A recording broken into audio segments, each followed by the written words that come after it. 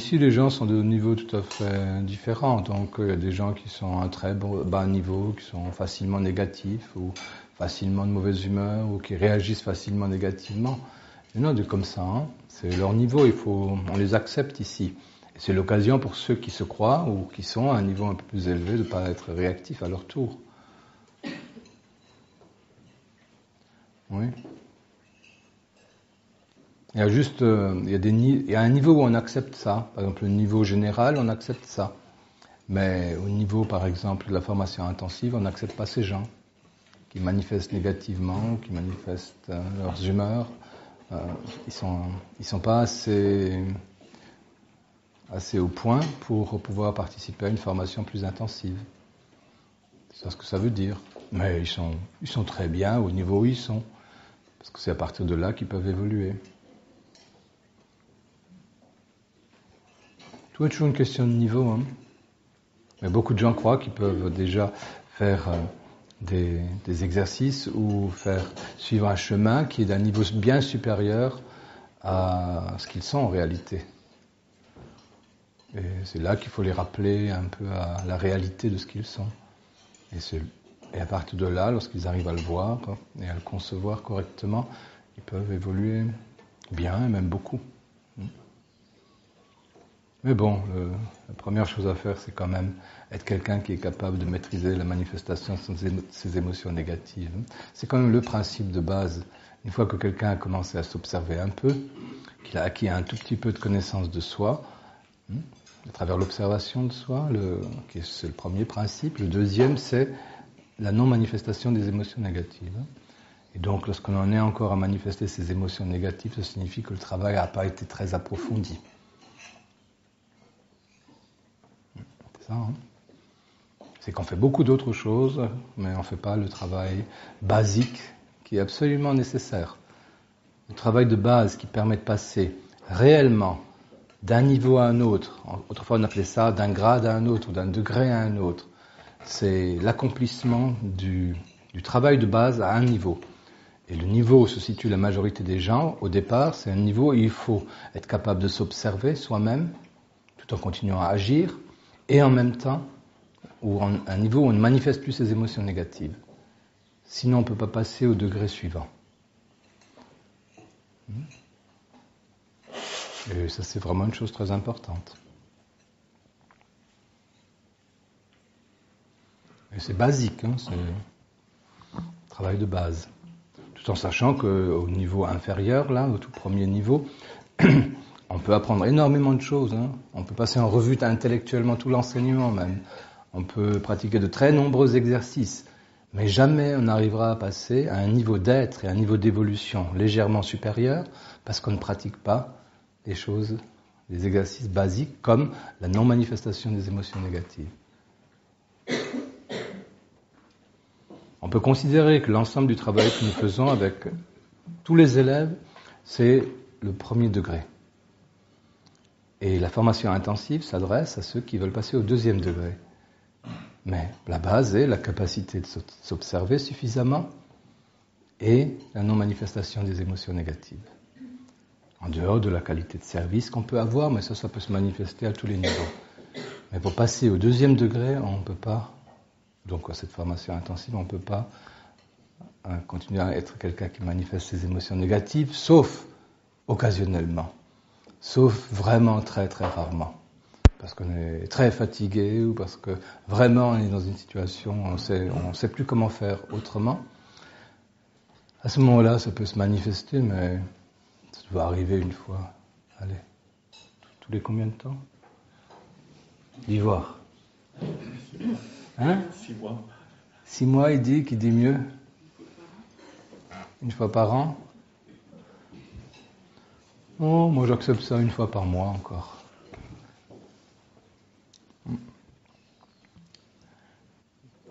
Si on se rattrape juste après. Hein. Et si on a l'intelligence, le courage et l'humilité d'aller trouver ceux envers qui on a manifesté en leur disant qu'on est désolé d'être aussi stupide encore, de manifester ces émotions négatives. Ça, c'est la réparation nécessaire. Hein. Celui qui ne va pas présenter ses excuses. Hein. Pas quelqu'un qui s'excuse lui-même. Hein. Tu vois, ça c'est facile. Hein. La plupart des gens disent je m'excuse. Bon. Ça c'est pas très, ça fait pas beaucoup évoluer ça, tu vois. Cette grande tolérance avec soi-même. Hein. Oui.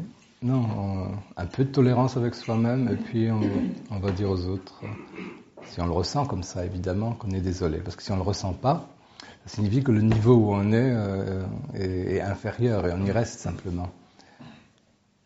Il faut déjà avoir acquis aussi le niveau où on est capable, malheureusement encore, de manifester ses émotions négatives, mais on est aussi déjà capable de ressentir le malheur auquel ça correspond, pour soi-même, pour les autres et pour le monde.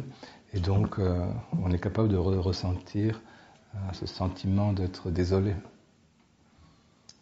qui permet ensuite, avec humilité, avec intelligence, et avec à nouveau inclusion et cœur, d'aller dire à quelqu'un « je suis désolé pour ce que j'ai fait ». Tu sais, les choses sont toujours à tous les niveaux. Elles sont au niveau physique déjà. Quand on manifeste négativement, il y a quelque chose de physique qui ne va pas. Ensuite, c'est au niveau émotionnel, évidemment.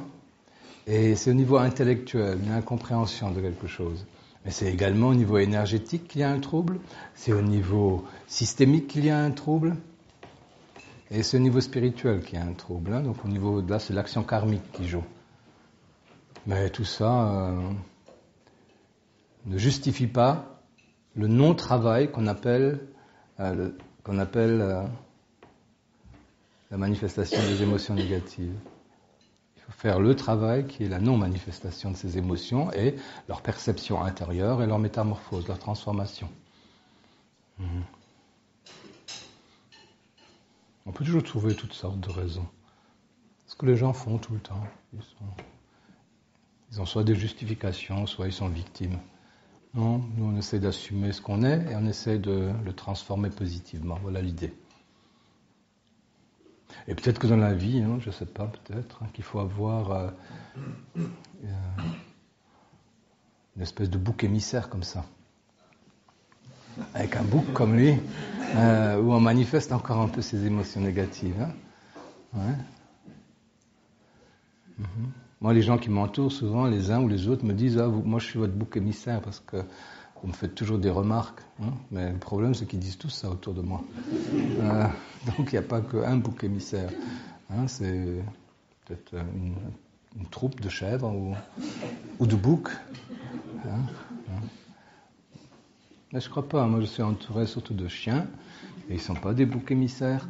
Et je suis entouré d'êtres humains qui ne sont pas non plus des boucs ni des chèvres. Donc, ça va.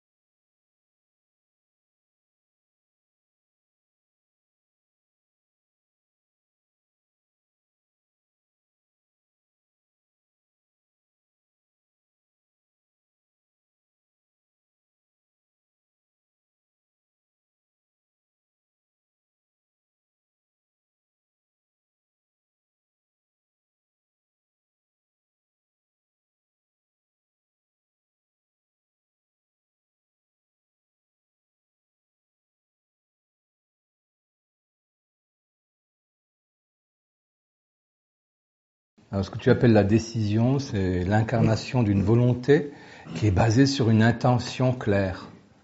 Oui, je n'entre pas en conflit quoi qu'il arrive. Tu vois? Voilà. Une fois qu'on a pris cette décision, on est là comme un mur, quoi. Hein. Plus rien peut te mettre en conflit.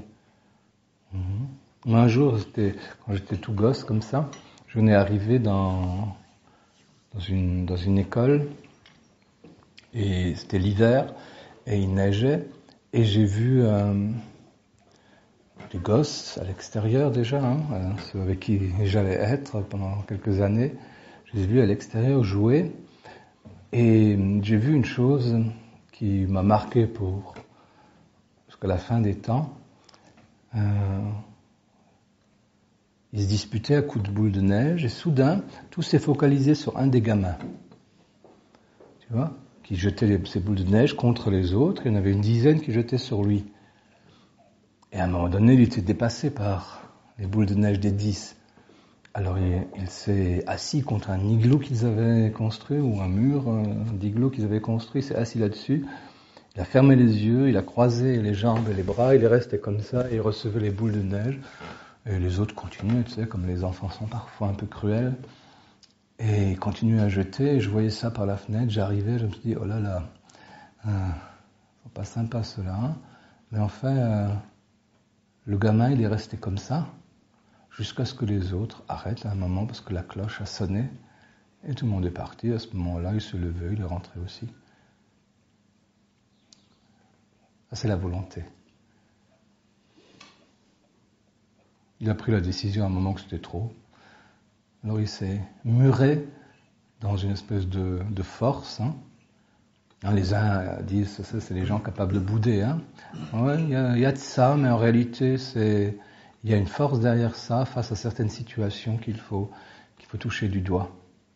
Peu importe ce que les autres font, peu importe ce qu'ils disent et peu importe ce qu'ils pensent, quand tu es en contact avec quelque chose de réel en toi, ou avec l'esprit, ou avec la force en toi, il n'y a plus rien qui peut te déranger. Et le monde est ce qu'il est. Parfois il est doux avec toi et d'autres fois il est cruel. C'est comme ça. Il faut toucher cette force.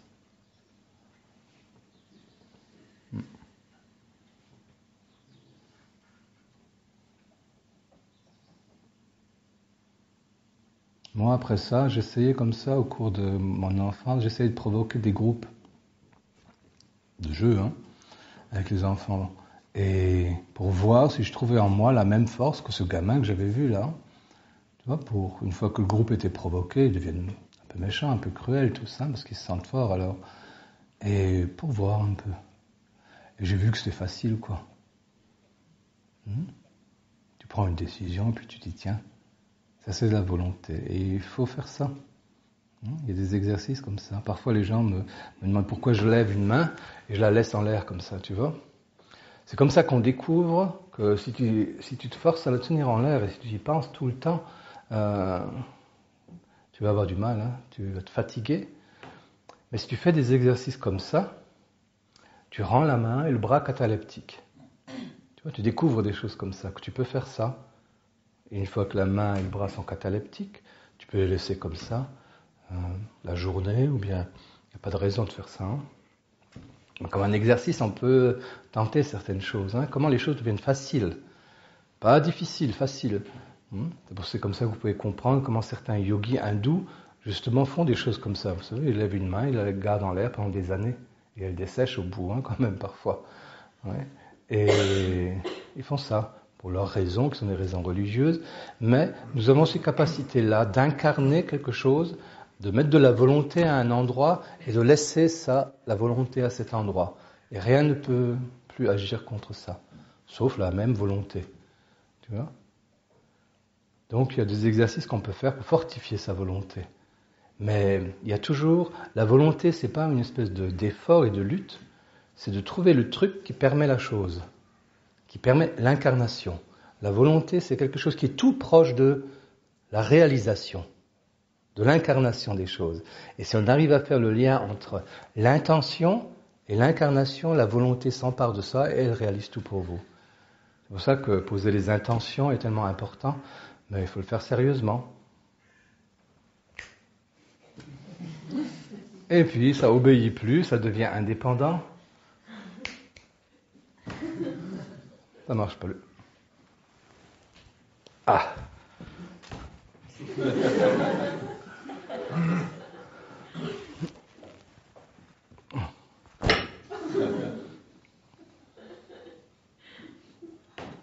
Bon, il faut un peu plus de volonté que ça. Hein.